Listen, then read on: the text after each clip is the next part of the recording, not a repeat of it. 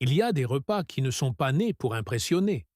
Ils sont nés pour maintenir les hommes en vie. Entre la poussière, le soleil brûlant et les longues journées face à l'horizon, les gardiens de bétail mangeaient des plats qui pourraient nous surprendre aujourd'hui. Non pas parce qu'ils étaient sophistiqués, mais parce qu'ils étaient trop vrais. Aujourd'hui, nous allons nous souvenir de 10 de ces plats. 1. Cold Milk and Crumbled Bread Supper. À la fin de la journée, quand le dos est fatigué d'être resté en selle depuis avant l'aube, quand les mains sont engourdies d'avoir tenu les rênes pendant des heures, il y a des soirs où ils n'ont plus la force d'allumer un feu. Plus envie d'entendre le grésillement de la graisse.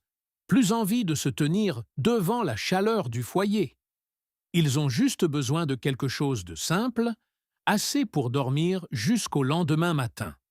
Alors, ils versent du lait froid dans un bol, y émiettent du pain sec, puis s'assoient pour manger, en silence. S'ils sont près de la ferme, le lait peut être encore tiède. Sinon, il est frais et légèrement acide, car conservé dans une jarre en terre. Le pain s'imbibe de lait, ramolli, ne nécessite presque plus de mastication. Pas d'épices, pas de chichi, mais après une longue journée, cette fraîcheur est comme une consolation, une douceur au milieu d'une vie rude. Avez-vous déjà eu un repas si simple qu'il en était presque insignifiant, mais qui vous a marqué à jamais? 2. Flour flatbread cooked on stone. Beaucoup pensent que les galettes de maïs sont indissociables de cette terre aride. Mais dans les régions du nord où travaillaient les gardiens de bétail, le blé était la principale source de vie. La terre et le climat les ont forcés à s'adapter. Et à partir de farine et d'eau, ils créaient les galettes les plus simples possibles. Pas de levain, pas de temps de repos. Juste de la pâte pétrie rapidement, aplatie à la main, puis posée sur une pierre chaude ou une poêle noire chauffée au feu. Quand la pâte touche la surface brûlante, elle émet un léger sifflement. Des taches sombres apparaissent là où la chaleur est la plus intense. Certains endroits gonflent, d'autres brûlent sur les bords. Mais c'est précisément cette imperfection qui est le signe qu'un repas est bientôt prêt.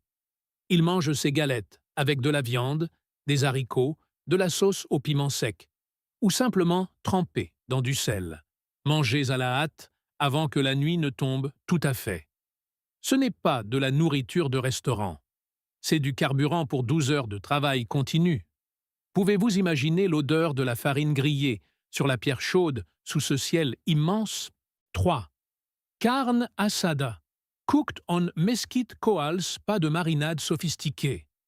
Pas d'épices complexes. Juste de la viande, du sel et du feu. Lorsqu'ils avaient de la viande de bœuf fraîche, ils posaient directement le morceau sur les braises ardentes de bois de mesquite. Les flammes lèchent les bords de la viande, la fumée pénètre progressivement chaque fibre. Pas d'assiette, pas de fourchette. Juste un couteau pour couper et les mains pour tenir. Ils mangent juste à côté du feu, entre le bruit du vent et celui du bétail au loin. La fumée du bois de mesquite crée une saveur profonde, légèrement sucrée, très différente de tout autre bois. L'extérieur est légèrement carbonisé, l'intérieur reste tendre.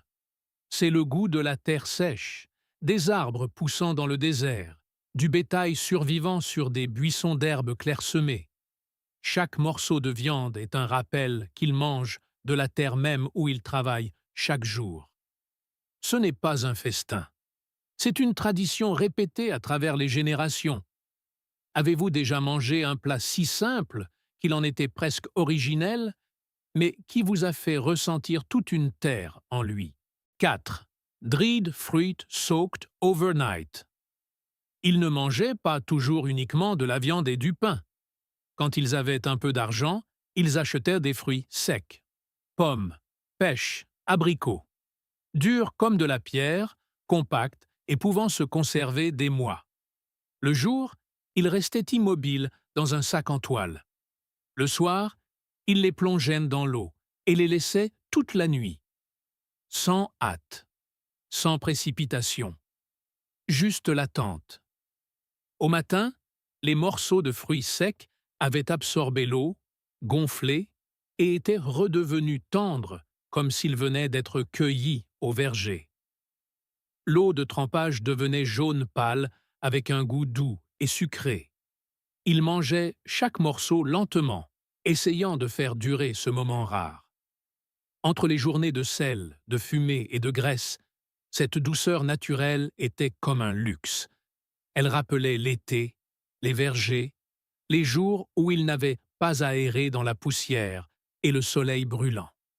Il ne mangeait pas vite. Il ne jetait pas non plus l'eau de trempage, car même la douceur résiduelle à l'intérieur était précieuse. Vous souvenez-vous de la dernière fois où vous avez attendu une petite chose, juste pour goûter à nouveau une telle sensation de douceur? 5. Simple cheese, melted on hot stones. Il n'avait pas ce plat tous les jours.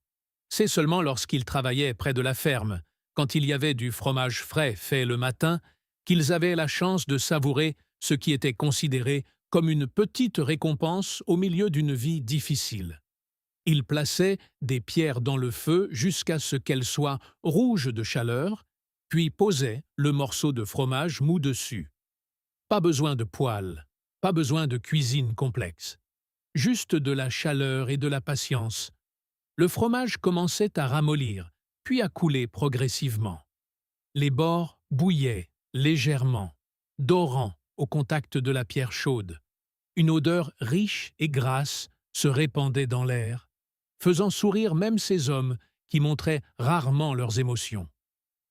Ils ramassaient le fromage fondu avec du pain, ou le mangeaient directement, lentement, comme s'ils craignaient que ce moment ne passe trop vite. Ce n'était pas de la nourriture quotidienne, c'était le plat des soirs rares, quand le travail finissait tôt, ou quand il y avait une raison de célébrer. Un peu de gras au milieu d'une existence aride peut changer l'humeur de toute une longue journée. Avez-vous déjà fait l'expérience d'un plat simple qui vous a pourtant donné l'impression qu'on prenait soin de vous? 6. Flour dumplings dropped into broth. Quand la viande venait à manquer, mais que le bouillon avait encore du goût, il ne laissait pas ce liquide se perdre inutilement. Il mélangeait de la farine avec de l'eau, formait de simples boules rondes, puis les jetait directement dans la marmite d'eau bouillante. Pas d'œufs, pas d'épices spéciales, juste de la farine et de l'eau. Mais en tombant dans ce bouillon cuit avec les os et la viande, ces boules de pâte commençaient à gonfler, absorbant chaque parcelle de saveur restante. Il se tenait autour de la marmite, regardant les boulettes remonter à la surface, passant de blocs de pâte durs à des morceaux tendres et consistants. Avec juste un peu de viande restant dans le pot, il pouvait nourrir 5 personnes. Ce n'était pas de la création par passion culinaire, mais par nécessité, de faire durer chaque repas un jour de plus. En mangeant, chaque morceau de pâte tendre imprégné du goût de la viande vous faisait oublier qu'il n'y avait presque plus de viande dans la marmite. C'est l'art de transformer presque rien en assez pour tous. Avez-vous déjà vu un plat simple sauver tout un dîner quand tout semblait épuisé? 7. Cold beans mashed with fat for travel. Les haricots étaient souvent cuits dans de grandes marmites lorsqu'ils s'arrêtaient pour la nuit. Mais en route, ils ne pouvaient pas emporter un ragoût brûlant. Alors, quand les haricots refroidissaient, ils les écrasaient et les mélangeaient avec de la graisse. Non pas pour que ce soit meilleur, mais pour les empêcher de sécher et pour ajouter de l'énergie. Le mélange s'épaississait, devenait lourd, était pressé fermement, puis enveloppé dans un linge avant d'être rangé dans les sacoches de la selle. Il mangeait ce plat tout en chevauchant, sans feu, sans s'arrêter. Il suffisait d'ouvrir le linge, d'en casser une part et de manger immédiatement. La graisse donnait aux haricots un goût assez onctueux pour être avalé même froid. Ce n'était pas beau, ce n'était pas attirant, mais au milieu d'un long voyage, La chose la plus importante était la fiabilité. Ce plat ne se gâtait pas vite, n'avait pas besoin d'être réchauffé, et pouvait les rassasier pendant des heures. C'était la nourriture du mouvement, des jours sans repos. Pouvez-vous imaginer manger un tel déjeuner au milieu d'une route poussiéreuse, quand vous ne pouvez pas vous arrêter même quelques minutes? 8. Pinole Travel Mix. C'est la nourriture qui les a sauvés lors des journées les plus rudes. Le maïs était grillé jusqu'à ce qu'il soit parfumé et sec, puis moulu en une fine poudre et mélangé avec un peu de sucre ou de miel. Ce mélange était conservé dans de petits sacs attachés à la selle, toujours prêts pour les moments où il était impossible d'allumer un feu ou de s'arrêter. Quand le soleil était haut et que l'eau venait à manquer, ils n'avaient qu'à glisser la main dans le sac et manger des poignées de poudre. La poudre sèche collait au palais, le goût sucré se mêlant à l'arôme des céréales grillées. Ce n'était pas facile à avaler, mais cela remplissait l'estomac et apportait de l'énergie presque instantanément. Parfois, ils le mélangeaient avec de l'eau pour créer une boisson épaisse. Parfois, ils l'incorporaient au café s'il en restait assez à partager. Une petite poignée pouvait permettre à un homme de travailler encore plusieurs heures. Ça ne pourrissait pas, ce n'était pas lourd, ça ne demandait pas de cuisson. C'était la nourriture de survie la plus épurée. Avez-vous déjà pensé qu'une simple poignée de poudre sèche pouvait décider si un homme tiendrait ou non jusqu'à la fin de la journée? 9. Burnt Sugar Water Drink. Il y avait des moments où il ne restait plus rien à manger. Pas de viande, pas de haricots, pas de pain. Juste un peu de sucre dans un sac. Quand l'énergie tombait à un niveau dangereux, que les mains commençaient à trembler et que la vue se brouillait de fatigue, il versait le sucre dans une poêle et le chauffait jusqu'à ce qu'il fonde et devienne brun foncé. Le sucre bouillait, dégageait une légère fumée, l'odeur du caramel se répandait dans l'air. Ce n'était pas l'odeur d'un dessert, mais l'odeur d'un dernier effort. Quand la couleur était assez sombre, ils versèrent de l'eau. Le mélange sissonnait, bouillait violemment puis se calmait. Une fois refroidi, ils le buvaient rapidement. Le goût sucré intense et légèrement amer frappait la gorge, puis l'énergie commençait à revenir. Non pas parce que c'était bon, mais parce que le corps en avait besoin. Ils n'aimaient pas devoir préparer cette boisson, car cela signifiait que les réserves étaient presque épuisées. Mais parfois, juste une heure de force supplémentaire suffisait pour mener le bétail sur la dernière portion de route. Avez-vous déjà imaginé qu'un verre d'eau au sucre brûlé puisse être la frontière entre s'effondrer et continuer à marcher? 10. End of Drive Mixed Pot. Quand le long voyage touchait enfin à sa fin et que les provisions étaient presque totalement épuisées, il rassemblait tout ce qui restait dans une marmite. Les restes de haricots, de la viande séchée, un peu de riz, quelques piments, n'importe quel débris encore comestible. Pas de recette, pas d'ordre, juste tout verser et laisser le feu faire le reste. La marmite bouillonnait au milieu de la fumée du soir. L'odeur de la viande, des céréales et du piment se mélangeait. Ce n'était pas beau, ce n'était pas parfait, mais c'était le repas qui marquait le fait qu'ils avaient survécu. Ils s'asseyaient autour du pot, fatigués, la peau brûlée par le soleil, les vêtements couverts de poussière, et mangeaient ensemble. Parfois, faute de bol, ils mangeaient directement dans la marmite. Pas besoin de parler beaucoup, car tout le monde comprenait ce que cela signifiait. Ce repas n'était pas seulement pour se rassasier.